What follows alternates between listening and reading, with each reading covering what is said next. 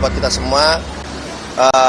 Pertama-tama, marilah kita senantiasa mengucapkan syukur alhamdulillah kepada Allah Ta'ala, Tuhan Yang Maha Esa, karena kita masih berikan kesehatan, umur panjang, dan juga karunia-Nya sehingga dapat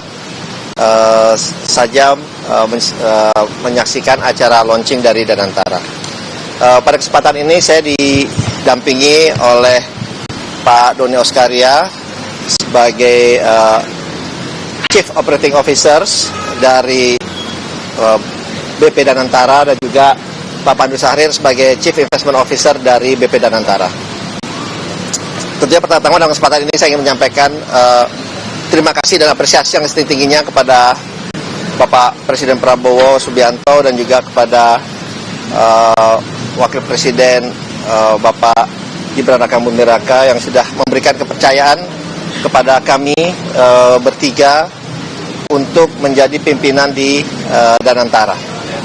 Dan tentunya ini adalah tugas yang sangat mulia karena mempunyai tujuan yang sangat mulia, dan tentunya ini menjadi usaha kita bersama agar tujuan dan usaha mulia ini bisa berhasil.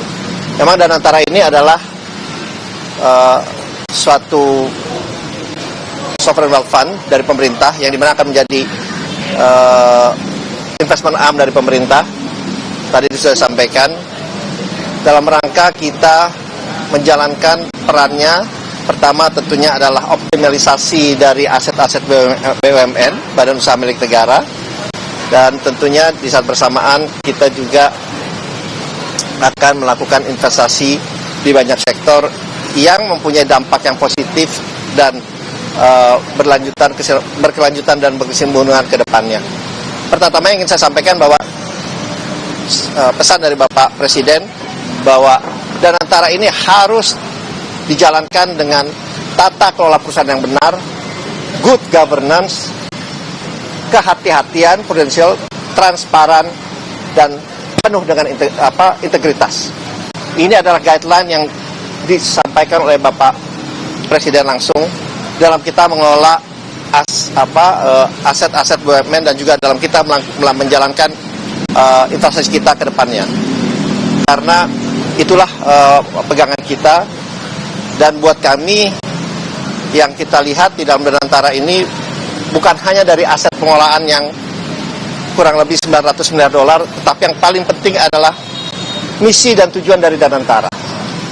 Itu yang jauh lebih penting karena misinya sudah jelas, bagaimana tadi sampaikan bahwa Danantara ini bisa menjadi instrumen pemerintah dalam rangka meningkatkan dan juga mempercepat pertumbuhan perekonomian Indonesia yang berkelanjutan, yang berkesinambungan, dan juga yang inklusif.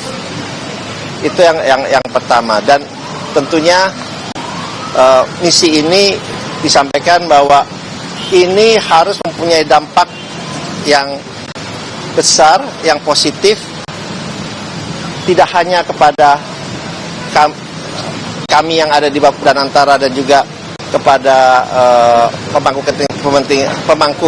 stakeholders lainnya, tapi yang paling penting adalah untuk kepentingan rakyat Indonesia sesuai dengan amanat yang berada dalam pasal 33 yang tadi disampaikan oleh Bapak Presiden. Itu adalah pegangan kami.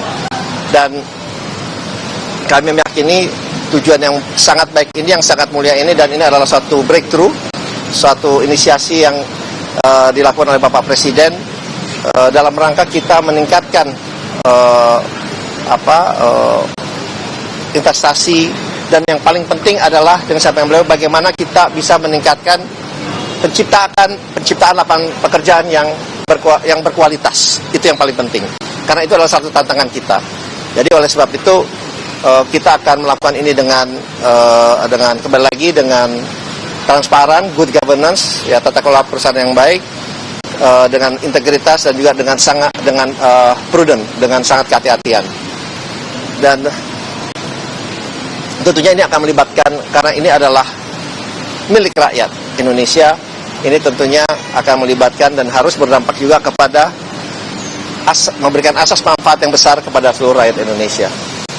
Dan tadi sampaikan oleh Bapak Presiden, dan ini adalah aset yang kita harus jaga, yang harus kita kembangkan sehingga dapat dirasakan juga oleh anak cucu kita ke depannya. Oleh sebab itu kita dalam kesempatan ini juga mohon kiranya mendapatkan juga masukan, inputan dari semua teman-teman media, karena ini adalah inisiatif yang baru lahir, ya tentunya dalam perjalanannya perlu ada penyempurnaan. Kita sangat terbuka, karena di saat bersamaan kita ini mungkin karena Danantara inilah milik semua bangsa Indonesia, yang ikut mengawasi kita juga yang sangat-sangat banyak, gitu ya. Kita nanti mungkin disampaikan oleh Pak Doni maupun Pak Pandu, bahwa kita mempunyai struktur organisasi yang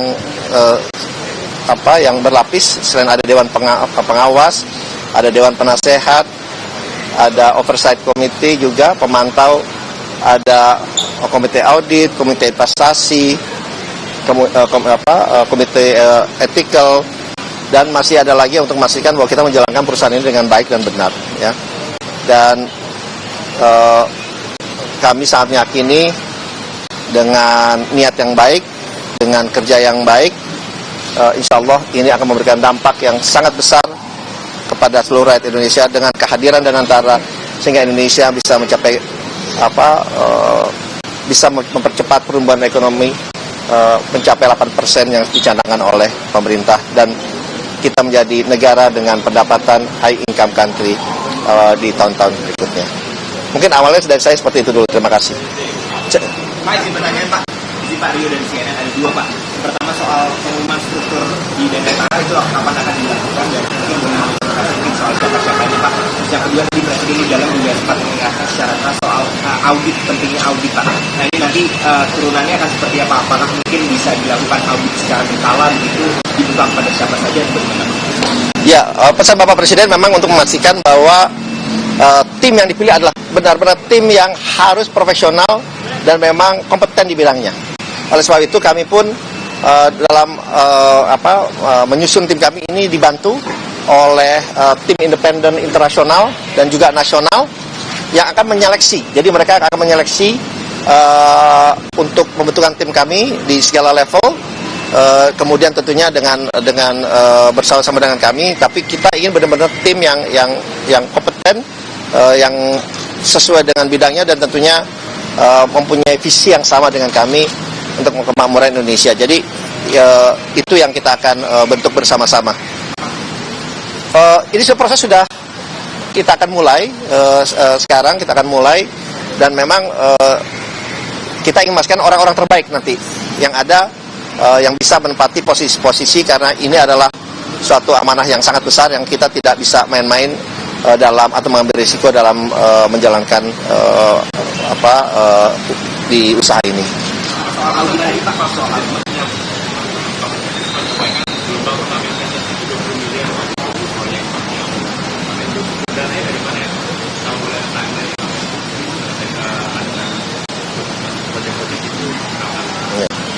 ya memang disampaikan tadi, betul. Tetapi pesan Bapak Presiden juga kami bahwa jalankan ini dengan sangat hati-hati, ya, dengan tetap mengacu kepada business practice, karena kita benar-benar mau mengambil standar yang tinggi, standar internasional dalam kita menjalankan Danantara ini ke depannya. Dan oke, ntar saya jawab dulu nih, belum selesai. Pak, nanti pembagian tugas antara Menteri dan Pak Maju, ada tugas dari antara Danantara dan BUMN nanti gimana Pak? Ya tadi saya sudah sampaikan CEO-nya Pak Doni Oskaria, CEO-nya yang bertanggung jawab pada investasi adalah Pak Pandu. Ini sesuai dengan bidang masing-masing, dan saya adalah grup CEO-nya, ya. Kemudian perannya dengan BUMN kita sebetulnya sangat erat dalam hal ini, karena memang 99% kepemilikan ada di Danantara, tapi 1% kepemilikan saham seri A atau saham merah putih itu ada di Kementerian BUMN. Jadi tentunya kita akan selalu merencanakan ini bersama-sama, dan baik itu dalam rencana jangka pendek, menengah atau panjang, sehingga peran kami bersama-sama BUMN ini untuk memastikan supaya perjalanan dari Danantara yang baru kita mulai ini akan menjadi lebih baik dan lebih meningkat, karena kan Kementerian BUMN selama ini yang memang menghandle BUMN, jadi mereka pasti sudah mengetahui lebih banyak mengenai BUMN, jadi kita akan berkolaborasi bersama, terutama dalam hal peningkatan optimalisasi dari BUMN itu sendiri. Kenapa? Oh, ini mungkin menurut saya ini Danantara adalah suatu badan yang paling banyak diawasi. Ini paling banyak diawasi, ya, karena nanti semua terlibat, ya, baik dari, karena ini kita adalah lapor langsung ke Bapak Presiden, itu sudah ada yang tidak ada yang paling lebih tinggi lagi, pelaporannya pertanggungjawaban ke Bapak Presiden, dan Bapak Presiden otomatis akan dibantu oleh seluruh perangkatnya untuk memastikan kita bisa berjalan dengan baik, dan ini saya meyakini juga akan melibatkan semua pihak dan seluruh perangkatnya, gitu, untuk kita baik itu diawasi, dicek secara reguler, kemudian juga dan tentunya kita di saat bersamaan juga pesan Bapak Presiden bahwa kita ini selalu harus juga terbuka, dan kita sih terbuka gitu ya, karena ya kembali lagi saya bilang kepada sahabat-sahabat saya di sini, ini adalah tanggung jawab yang besar, dan insya Allah kalau kita jalankan ini secara baik, ya, dan juga dengan perencanaan yang matang dan juga tanpa ada benturan kepentingan, insya Allah ini bisa berjalan.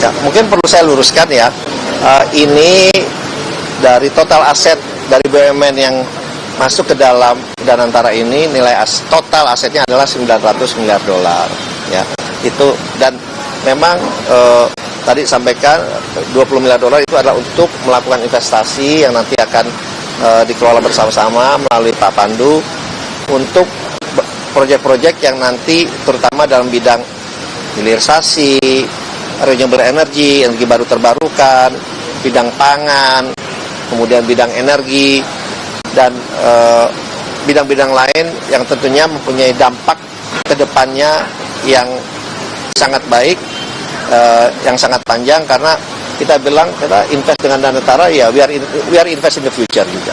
Jadi itu pegangan kita. Jadi 900 miliar dolar itu adalah aset yang kita combine aset dari semua BUMN yang ada di Indonesia.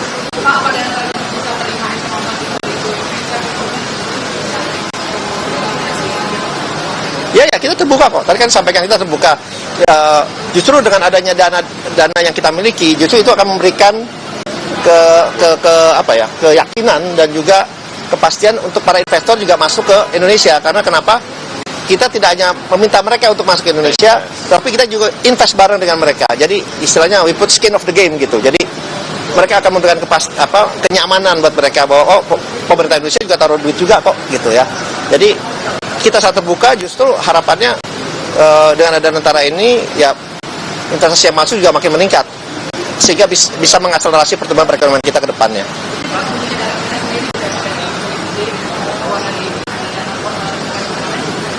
Kita open untuk bersama dengan mereka. Identitas tersendiri. Terima kasih.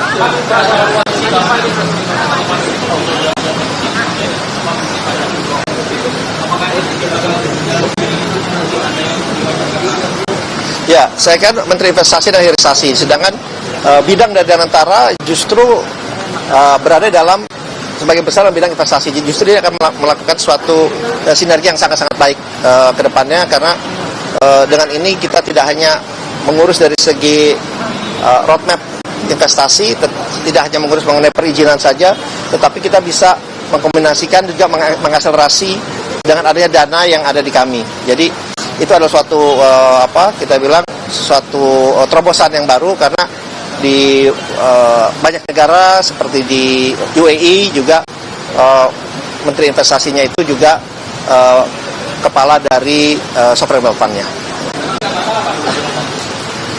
Tidak masalah, kita berjalan beriringan.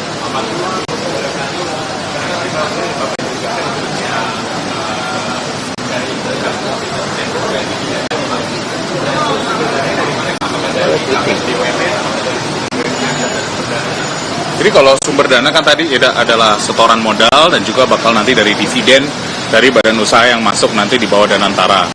Nah tentunya kalau investasinya nanti pasti ya kita akan lihat baik private market maupun public market yang udah ada. Jadi itu mungkin tugas utamanya kita ya 1 tahun ke depan, dan jangan lupa tugas investasi itu juga untuk menjadi agent.